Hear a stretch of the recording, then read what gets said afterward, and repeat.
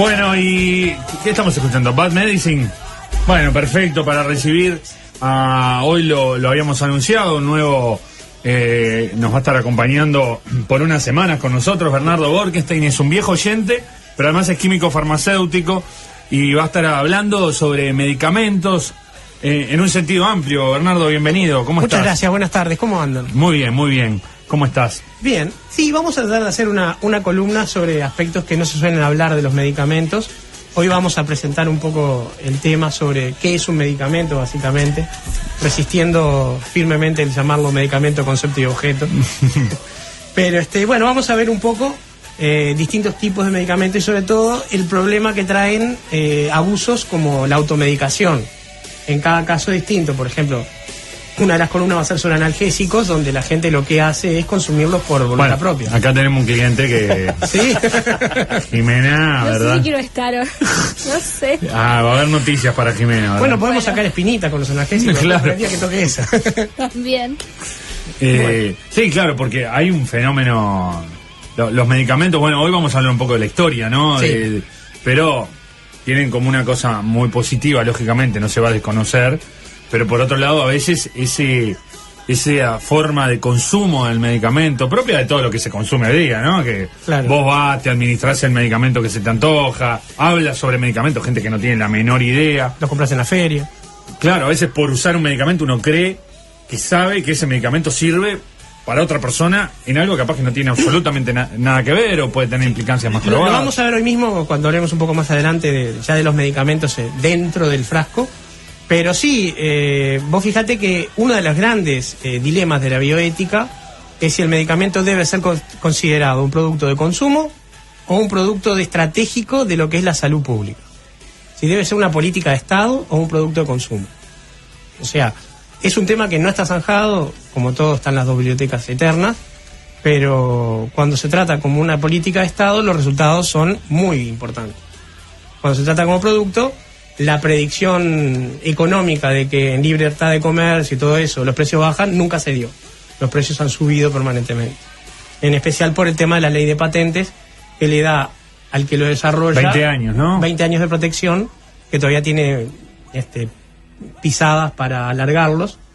Entonces le da, digamos, un feudo en el que nadie puede entrar. Pero bueno, vamos a ver un poquito cómo es el tema de la historia de los medicamentos. ¿Estoy haciendo bien? Sí, perfecto. Desde que el hombre aparece mucho antes de la prehistoria, hace cientos de miles de años, encuentra la necesidad de curarse. Y a lo largo de todo ese periodo, ya desde la prehistoria, antigüedad, época clásica, etcétera, ha variado el concepto de medicina y ha variado la forma de recurrir a las sustancias que curan. Pero únicamente han pasado 4 modos diferentes de curar a la gente con sustancias. El primero se llamaba empírico, o sea, ensayo y error. El segundo mágico, el tercero religioso y el cuarto científico. Son las 4 formas que se hicieron. No todas han desaparecido con el avance de la humanidad, pero vamos a describirlas un poco. El hombre primitivo, recolector sobre todo, probaba distintas plantas y animales que podían o no ser consumibles. Estaba muy atento sobre todo al sabor amargo que indicaba la posible presencia de un veneno. Uh-huh. Y el hombre magia, o sobre todo las mujeres, guardaban las que podían tener propiedades medicinales.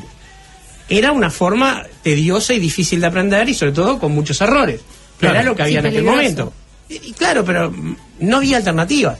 No había forma escrita, por supuesto, de transmitir los conocimientos a las generaciones posteriores. Entonces era tal flor o tal raíz o tal algo. Exacto, yo tenía un atracón o tenía tal dolor, probé eso y funcionó. Entonces y no hay que olvidarnos del efecto placebo. O sea, la propia fe en el acto que cura puede ayudar a curar. Entonces el hombre magia, del cual el médico moderno es el heredero, la sociedad ha depositado el poder de curar con toda su simbología y su misticismo en el médico, lo cual es razonable, y está bien que así sea, que sea en el médico y solo en el médico. Eso tenía un efecto terapéutico. Las sustancias a veces eran parte del ritual de lo que le daba color al asunto para que el paciente mejorara. Después estaba la forma mágica de curar, que había muchas variantes, las famosas pócimas que vemos en las películas, los calderos, etcétera, pero de repente la más ejemplificante es lo que llamaba magia por simpatía, que a una persona la lastimaban con una espada y en ungüento se lo ponían a la espada, no al paciente. y se esperaba que se curara. Claro, pero es que ¿cómo no funcionó eso? Me llama... Vos sabés que hay varios ateneos que no han logrado resolver cómo no ha funcionado, pero esa forma mágica se ha dejado un poco de lado, aunque no otras, con todo lo de la Wicca y este resurgimiento que hubo en Internet, se ha intentado, digamos, un tipo de medicina o de neomedicina que invocaba la magia, pero por supuesto no funcionaba, ¿verdad? Claro. Después la religiosa, invocación de un poder superior y pedirle que cure. La antigüedad clásica, el dios de la medicina era Asclepio junto con Esculapio, perdón. Y Esculapio tenía lo que se llamaba el fármaco, el remedio que curaba todo, la panacea, que era la sangre de la medusa. Y con ese producto él podía incluso resucitar a los muertos. Estamos hablando de la época mítica de la medicina, ¿verdad? Donde se invocaba el poder de Apolo, al de Higea, al del propio Esculapio, para que curaran al enfermo. Y eso ha tenido un revival, por ejemplo, en las iglesias evangélicas, que piden curaciones por la fe. Claro, esto cuando vemos que empiezan a cantar todos y el que viene en silla de ruedas empieza a caminar. Exactamente. Ese tipo de cosas son curaciones por la fe que, digamos, si bien no rechazan al médico, sí invocan a la divinidad, y eso es lo que ha hecho persistir este tipo de cosas, porque el paciente necesita, además de la solución, una parte de contención afectiva y psicológica que debe ser provista también. No es al paciente, toma, te doy la pastilla, andate y que te cures. No, también cuidarlo al paciente como un todo. Y también es cierto que hay en ciertos casos que esa fe, producto de que quizás el padecimiento era más psicológico y estaba más en la mente que realmente en el cuerpo. Entonces la persona realmente con esa especie de depositar en un otro, en una divinidad, en fin, puede llegar a salir de cierto trastorno. Sí, por supuesto que sí, la psicosomática es real. En muy pocos casos. La psicosomática es real, pero también ha ocurrido que la persona se sugestiona, desaparece el síntoma y una enfermedad proliferativa sigue creciendo. Claro.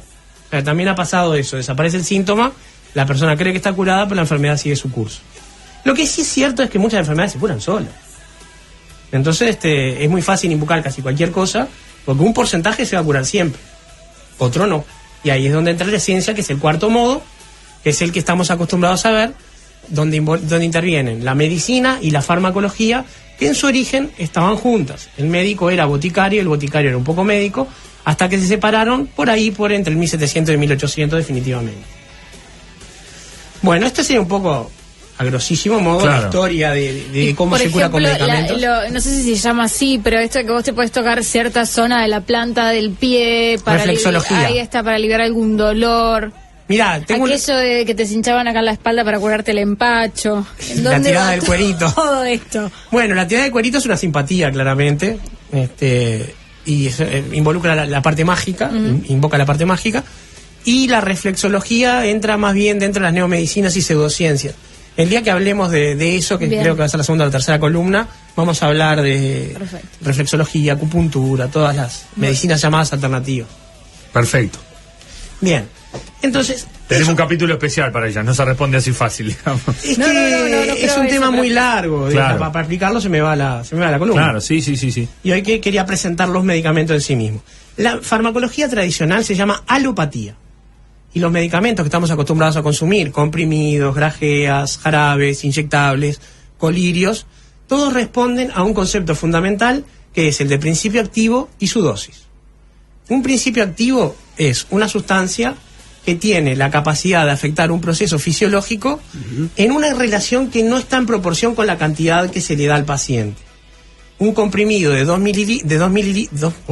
milímetros de diámetro muy pequeñito puede poner a dormir a un hombre de 90 kilos o suspender por un mes la función reproductiva de una mujer adulta.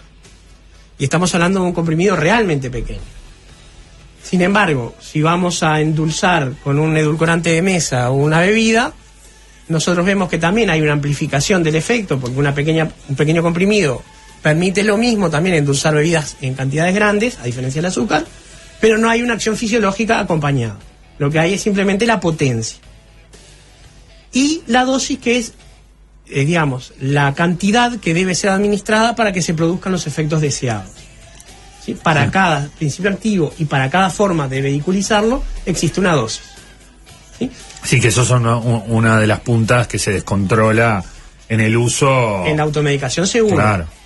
Tanto la dosis cómo las interacciones por consumir demasiadas cosas a la vez son los dos grandes peligros de la automedicación, incluyendo el autodiagnóstico si es que lo hubo, porque a veces uno va al médico, el médico diagnostica correctamente, le dice al paciente qué es lo que tiene, y después el paciente toma lo que tiene, pero muchas veces se ahorra lo de ir al médico.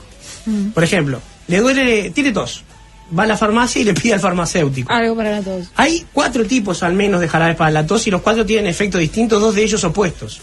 Ajá. Uno aumenta las secreciones y otro las inhibe completamente. Si yo tengo asma, que necesito que me las aumenten las secreciones pectorales, pero ahí no me hay pueden dar vuelta entre tos seca y... Pero por supuesto que sí. Se llama tos productiva y tos no productiva. Es una diferencia enorme, porque la tos no productiva es un síntoma del asma, por ejemplo, y la tos productiva, por ejemplo, de una bronquitis. Claro. Entonces se necesita al doctor que diagnostique y diga, bueno, un jarabe antialérgico, un secretolítico, un antitusígeno. Claro, sí. Vamos al jarabe que sea. Y el farmacéutico le va a dar el que le deja más plata. Porque no va a diagnosticar, viene paciente con tos. O sea, el que no sabe, o sea, el que no es médico, sí, además la tos es la tos. Vos un día podés tener una tos por una cosa y otra vez la podés tener por otra.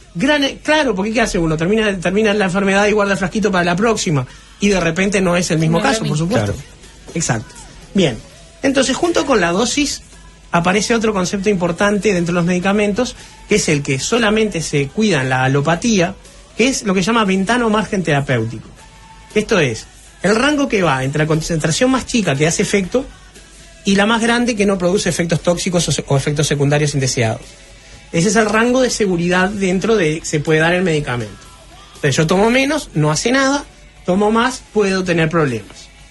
Y junto con esto las interacciones. ¿Qué pasa si tomo 2 medicamentos juntos que incluso por separado sean inocuos? Por ejemplo, se dio hasta en la película esta de Jack Nicholson y Helen Hunt.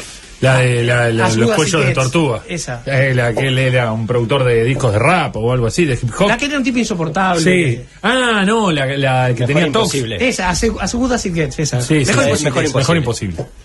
Que él toma un producto para el Angor, toma... ya me va a salir. Y después toma Viagra. Y juntos le producen un infarto. Claro.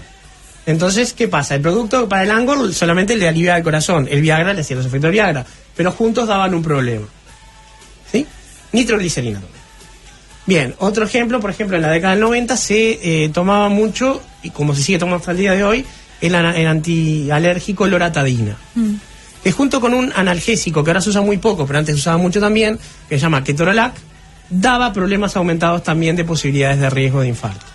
O sea, la interacción entre ellos no era común, pero podía ser mala. ¿En un analgésico?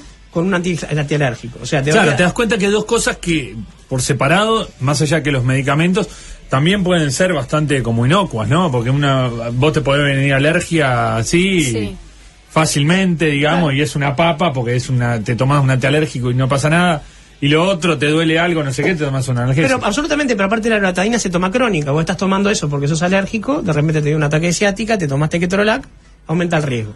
¿Quién lo saben? Los médicos nuevamente, que te van a preguntar si tomás antialérgico o algo así, o si tomás productos para el corazón, no te van a dejar tomar Viagra.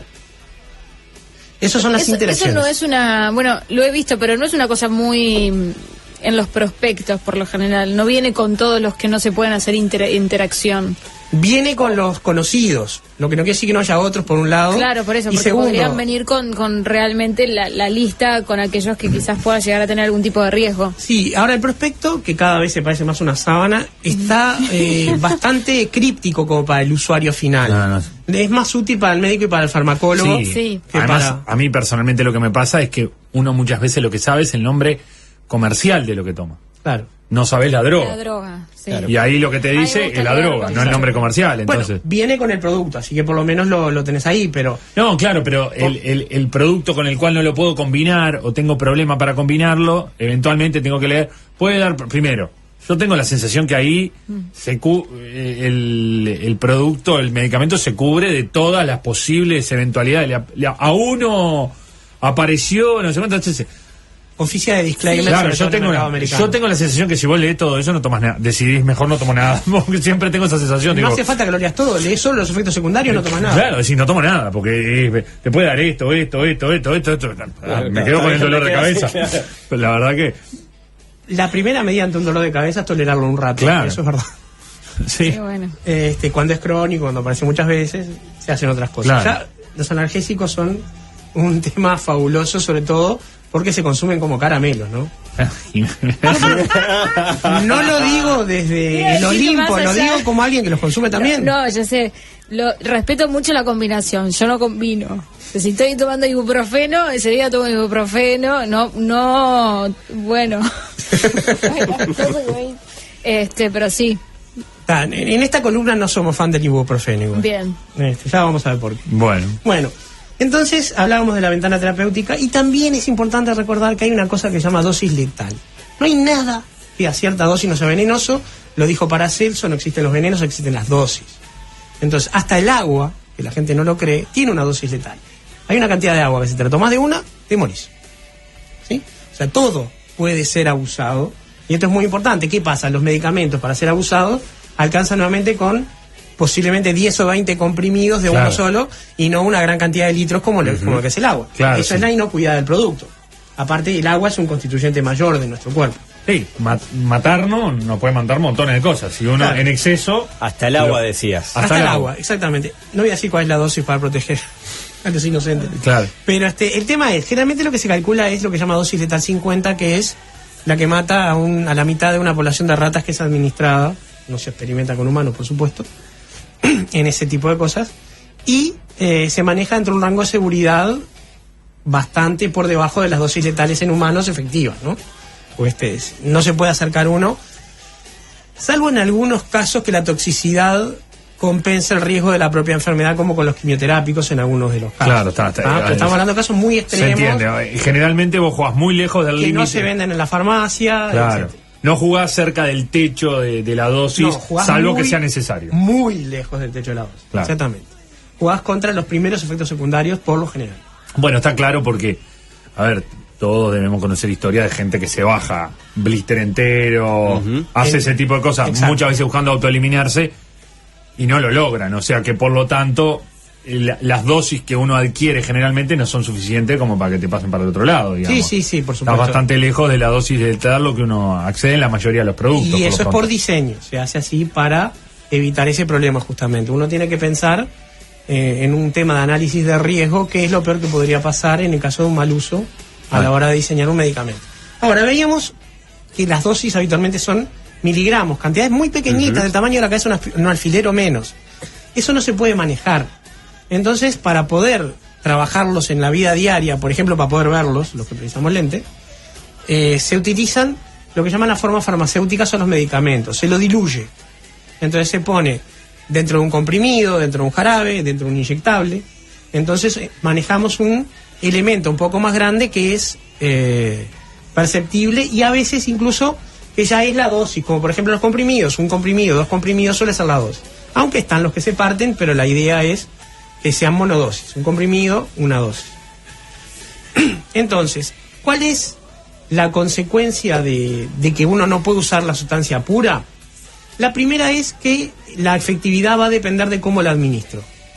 Volvamos al analgésico, el ketoprofeno que recién estábamos hablando fuera del aire, el Orudis. Si uno lo inyecta, no va a actuar igual que si uno lo toma en un comprimido. Claro. Porque el comprimido tiene que pasar por el estómago, romperse el comprimido, disolverse, pasar a la sangre y en el otro va derecho a la sangre. Claro. La velocidad es diferente.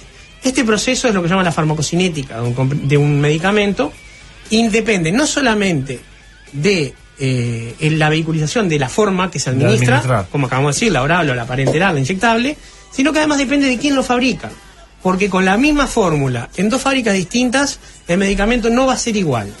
Y por lo tanto, deben compararse si uno, por ejemplo, una copia, quiere decir que es igual al original. Estamos hablando de cuando ya no están protegidas por patente, ¿verdad? Sí, sino en el otro caso, bueno, cuando a veces se viola eventualmente una ley de patentes, que se da muy poco, pero se ha dado con medicamentos retrovirales, creo. Sí, pero también hay lugares donde la ley de patentes no está vigente. O sea, Uruguay en el 94 recién incorporó una ley de patentes. Una ley de patentes, no la final. Claro. O sea, hasta ahí no era violar nada porque no había ley de patentes. Pero bueno, entonces, lo importante es entender que el medicamento tiene que llegar a la parte del cuerpo donde tiene que producir el efecto de cura o de alivio y tiene que llegar en una cantidad que sea la dosis. Y tiene que llegar en un tiempo razonable. Esos 3 parámetros, llegar en condiciones digamos, sin destruirse, en cantidad suficiente y además en un tiempo razonable, es lo que se llama los estudios de farmacocinética del medicamento. Siempre pienso en comprimidos por alguna razón. Y se llega al concepto de biodisponibilidad, que es la cantidad, por un lado se considera la cantidad de sangre en un tiempo dado, y también hay una forma de verlo como la cantidad en el sitio de acción. Digamos, por caso, si yo quiero una medicación para el corazón, ¿cuánto tiempo demora en llegar a la concentración efectiva en el corazón el medicamento que quiero utilizar?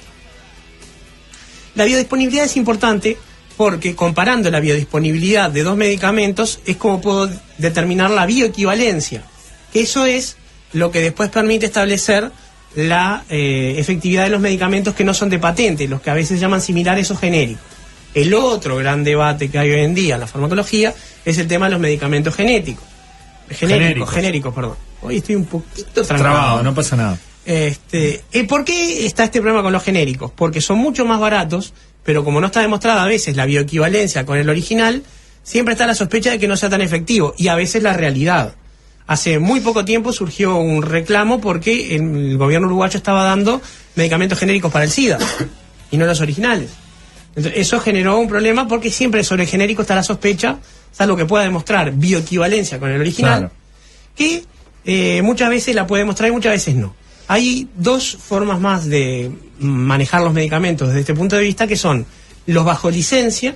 Un medicamento de patente le concede a un tercer laboratorio la posibilidad de utilizar legalmente esa droga para fabricar un medicamento, o los similares. La patente venció, ya nadie es dueño de la patente, pero generalmente la marca original sigue teniendo mucha fuerza y es de interés de la marca secundaria tener una referencia con la otra.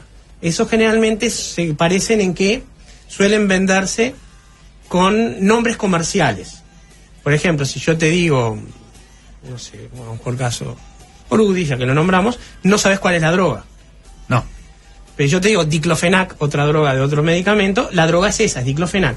Eso es lo que se hace con los genéricos, se pone la droga y el laboratorio que la fabrica. Claro. Porque es un genérico. Bien, ¿cuál es el problema acá cuando está y no está demostrada la bioequivalencia? Entonces, es muy importante saber que no es gratis cambiar la marca del medicamento que estamos usando. Eso lo tiene que decidir el médico. Si a mí me van a medicar con dos medicamentos que está demostrado que hay una gran diferencia entre las distintas marcas, la T4 y la lamotrigina. La lamotrigina está comercializada toda bajo marcas comerciales, ninguna dice lamotrigina tal, dice, tienen los nombres. Y los médicos dicen, toma el original, que ese es mejor. Toma el original. El tema es que si yo tomo otro, debo seguir tomando el otro hasta que el médico intervenga nuevamente y no cambiar por mí. Con la T4 pasa lo mismo, como regula la función tiroidea, una pequeña diferencia en la farmacocinética puede llevar a un desbalance, transitorio o no. Entonces lo mejor es no cambiar, empezaste a tomar una, te funcionó, seguí con eso. Claro, no es lo mismo, por más que te digan, porque a veces también muchas veces te sugieren en la farmacia te miran, no me queda tal, pero tengo este otro. Que la droga es similar, la misma, exacto. Es similar, no sé cuánto. Bueno, claro, muchas veces no. Y muchas veces pasa que el genérico puede ser mejor que el original. Puede tener una mejor biodisponibilidad o una mayor velocidad de acción. Pero no está comprobado. Pero claro, o no está comprobado o el farmacéutico no lo sabe. No lo sabe. Eso es lo que pasa. Un farmacéutico... Y puede pasar, Bernardo, que el medicamento actúe diferente según también por cuestiones individuales. Sí, se llama idiopatía y sí. Como que yo tomo, por más que diga todo el mundo, dice, no, es mejor tal el genérico que el original, pero a mí me hace mejor el original que el genérico, o al revés, ¿no? Te le hago algo muy sencillo. Personas que no desayunan y tienen que tomar un medicamento con la comida por la mañana. Lo toman sin desayunar, se afecta la capacidad de absorción del medicamento, baja la efectividad. Personas que toman alcohol y toman antibióticos, baja la efectividad del antibiótico. O sea, hay cosas por conductas del paciente y por efectos propios del paciente. Claro. Hay gente que tiene colesterol elevado, que no se lo baja nada, que tiene una dieta bárbara, actividades saludables, y no se le puede bajar el colesterol. Se llama colesterol idiopático y se está empezando a ver que no está tan relacionado con el riesgo cardíaco como el colesterol de la gente que sí se sabe que come mal o que es muy sedentaria y que sí responde a los medicamentos para el colesterol. Claro. Entonces, estos tres conceptos, biodisponibilidad, farmacocinética y bioequivalencia, son muy importantes y deben ser manejados por el médico y por un profesional en la farmacia. hay una disciplina que empezó hace unos 20, 30 años, que se llama atención farmacéutica, que implica tener un químico farmacéutico dentro del local que asesore, aunque sea un rato por día, a la gente que viene a comprar y explicarle las cosas que el médico, porque se dedica a otra cosa, no tiene tiempo de explicarle. Cómo tomarlo, recordarle la posología, explicarle que no cambie, aconsejarle cuando tiene que volver al médico, todo ese tipo de cosas, y nunca diagnosticarle, ni mucho menos recetarle un medicamento. Eso no es papel más que del médico profesional. Bien, entonces vamos a ver un poco lo que estábamos hablando hasta ahora, ¿no? Cuando nosotros tenemos un trastorno cualquiera, como hoy hablábamos de la tos, tenemos que entender que no es lo mismo tener un síntoma que tener una enfermedad. Un síntoma es un signo visible de algo que está pasando dentro del cuerpo. Y el que puede leerlo, el que tiene la semiótica para hacerlo, es el médico. De hecho, semiología médica son materias que se estudian en la carrera de medicina. Y hasta donde yo sé, no en ninguna otra carrera se estudia ese tema en particular. Pero eso puede ser ignorancia mía. Entonces, cuando tenemos un trastorno X, debe ser diagnosticado y después debe ser prescripta una posología de medicación. Y ahí el médico también puede requerir la ayuda de un farmacólogo, un especialista que le diga, porque domina todos los aspectos que estábamos hablando, más que él, porque lo está haciendo todo el tiempo, cómo combinar los medicamentos. Y vamos al último de los conceptos, digamos, para redondear, que es el de titulación. Titulación es algo que muchos médicos hacen de forma incluso artesanal, porque no hay otra manera de hacerlo, porque como bien decías, Gonzalo, cada paciente es individual y todo lo que es poblacional no le sirve a ningún paciente. Es como la ropa de confección. Vos vas al local y nunca te va a quedar un traje de ahí como un traje de medida, nunca se adapta perfectamente a tu cuerpo. Y entonces, cuando el médico ve, por ejemplo, un psiquiatra, tomemos ese ejemplo, que tiene un paciente con un trastorno o trastornos o situación que requiere una medicación compuesta, no alcanza con darle un solo medicamento. Entonces, él tiene que saber que darle medicamento A, B, C y D no solamente implica cuándo y cómo debe tomarlo, sino tener él claro cómo van a interactuar esos medicamentos entre sí. Y aclararle, mirá, con este podés olvidarte, pero este no te vas a olvidar nunca. Este no lo tomes de mañana si vas a manejar. Y todas las precauciones que están, que cuando son más de 4, por ejemplo, el médico estaría bueno que en los sanatorios sobre todo tuviera la ayuda de un farmacólogo para poder realizar estas titulaciones, incluso tomando muestra de sangre del paciente, si es que el paciente está internado, y viendo cómo está respondiendo el medicamento directamente en sangre y no suponiendo por bibliografía. Claro. Todas esas cosas se pueden hacer y de hecho se hacen. Sí, no es lo frecuente, creo, ¿no?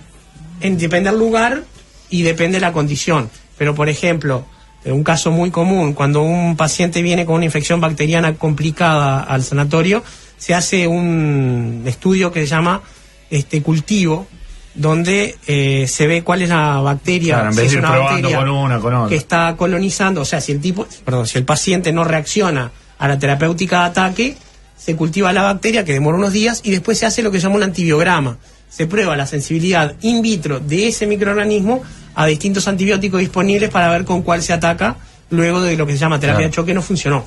Sí, no, yo decía en el caso sobre todo de la salud mental, cuando uno... es muy común que te prescriba un psiquiatra en un consultorio privado muchas veces, ¿no? Pero es que la soledad del psiquiatra en ese sentido es tremenda. O sea, el psiquiatra no tiene apoyo aunque lo pida a veces. O sea, en ese sentido el psiquiatra tiene que haberse hecho hacer él, por él y ante sí, el que cura al paciente, porque no hay nadie para respaldarlo. Sí, por supuesto. Y mismo en instituciones mentales, ¿no? Sí. Pero bueno, tomé el ejemplo de los psicofármacos por 2 razones. Son los más restringidos para acceder, por más que todos sabemos que las recetas verdes son un poco lábiles. Y además porque es lo que la gente va a entender directamente, porque no siempre el que toma un medicamento psiquiátrico es un enfermo. Hay que entender, no por tomar un medicamento yo estoy enfermo. A veces estoy corrigiendo algo que es una molestia o un trastorno. Por ejemplo, ser alérgico no implica que yo estoy todo el tiempo estornudando, implica que tomo la medicación para prevenir un ataque. Muchas veces lo tomo estando sano, pero la medicación se toma así. Lo mismo con algunos medicamentos psiquiátricos. Y este concepto de la titulación es muy importante porque solamente lo puede hacer el médico especialista. No alcanza que yo vaya a ver a mi médico amigo y después le pida que me dé una receta de favor para repetir la medicación. Una vez lo puedo hacer, pero generalmente tengo que volver a la consulta del psiquiatra para que él verifique la titulación, y lo hace con lo que llaman anamnesis. Habla con el paciente y ve más o menos si los efectos que él esperaba están. Exacto. Pero nuevamente, la semiología es propiedad del médico y de nadie más. Perfecto. Bueno, Bernardo, vamos redondeando, está interesantísimo Dale. realmente todo este tema, porque... No hay preguntas, ¿no? Tengo gente acá que dice cuál es la diferencia entre un medicamento genérico similar y los llamados intercambiables. Bueno, el similar intercambiable es el que probó la bioequivalencia. El que no la probó, no. Exactamente, es una linda pregunta.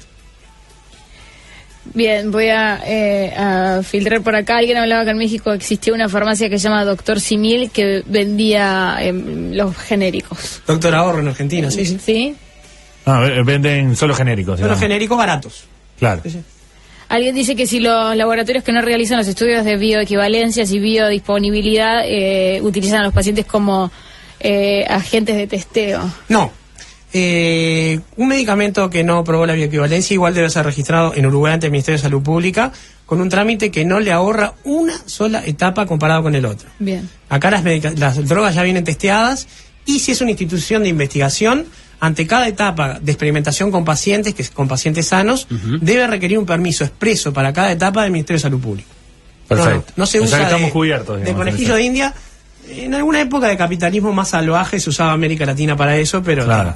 otras épocas oscuras que... Bernardo, la próxima vamos a entrar con el tema de la ya estoy flechando la cancha, de las medicinas alternativas. de las medicinas alternativas. Y todo lo que es el concepto de tratar de curar de forma que no es la científica. Perfecto. Nos encontramos el miércoles que viene. Hasta el miércoles, nos vemos. Justicia infinita. El destino es cosa seria.